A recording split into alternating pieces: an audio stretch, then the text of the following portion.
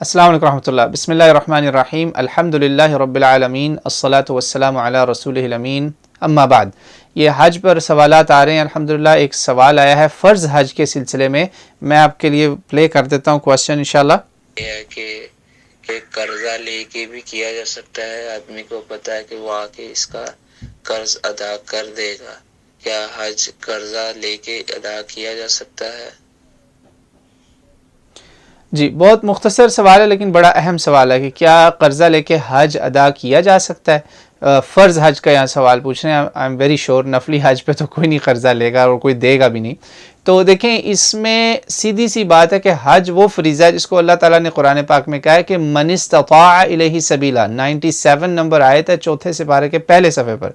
इस्तिताअत जो रखता है, अब वो इस्तिताअत क्या है, उसमें माली इस्तिताअत भी है, जिस्मानी इस्तिताअत भी, financial capability and physical endurance, ये दोनों चीज़ें बहुत ज़रूरी हैं। इसका सेहत हो और पैसा भी हो और सफ़र पे जाने की आपके पास मतलब टाइम भी हो, ये तीनों चीज़ें जो है ना बहुत अहम है। अब ये इसलिए कर्ज़ा उसमें नहीं आता कि मैं अब कर्ज़ लेके अपना फ़र्ज़ अदा करूँ, मुझ पर तो फ़र्ज़ हुआ ही नहीं। फ़र्ज़ तब होगा जब मेरे पास हज जितने पैसे हैं। अगर मेरे पास हज के बराबर पैसे नहीं तो हज मुझ पर फ़र्ज़ नहीं। अब एक सूरत इसमें हो सकती है कि आपको फ़र्ज़ करें रिटायरमेंट फ़ंड से पैसे आने हैं, आपकी रिटायरमेंट हो गई है या ड्यू है, आपको अगले महीने वो मिल जाएगा 5 लाख 10 लाख रुपया।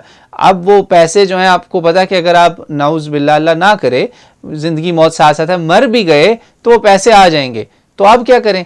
हाँ, इस सूरत में आप कर्ज़ा ले सकते हैं कि भाई ये मैं सूद नहीं उस पर देना लेना कि भाई ये 5 लाख आप मुझे दे दें, मैं गवाह बना के जा रहा हूँ, ये बंदा फ़लाँ मेरा गारंटर है, ज़ामिन है, ये मेरी इंशाल्लाह मेरा अमीन समझ लें कि अगर मैं मर गया, मुझे कुछ हो गया तो मेरे पैसे ये आपको वहाँ से रिटायरमेंट फ़ंड से आपको एज़ इट इज़ आ जाएंगे। आप क्रॉस चेक काट के दे जाएँ कि भाई आप फ़िलहाल कर्ज़ा दे रहे हैं, ये मैंने आपको पैसे लिख दिया चेक, फ़लाँ डेट के बाद आप कैश करवा सकते हैं क्योंकि तब तक मेरे रिटायरमेंट के पैसे आ जाएंगे। ऐसा कर्ज़ा जायज़ है, मगर ऐसा कर्ज़ा ना कोई ले बैठे कि पता चले वो कर्ज़ा लेके अब हज पे जाएं और वहाँ आपकी मौत हो जाए, पीछे घर वाले गालियाँ देते हों कि यार अच्छा हज पे गया, हमें भी मकरूज़ करके चला गया। इससे बचें।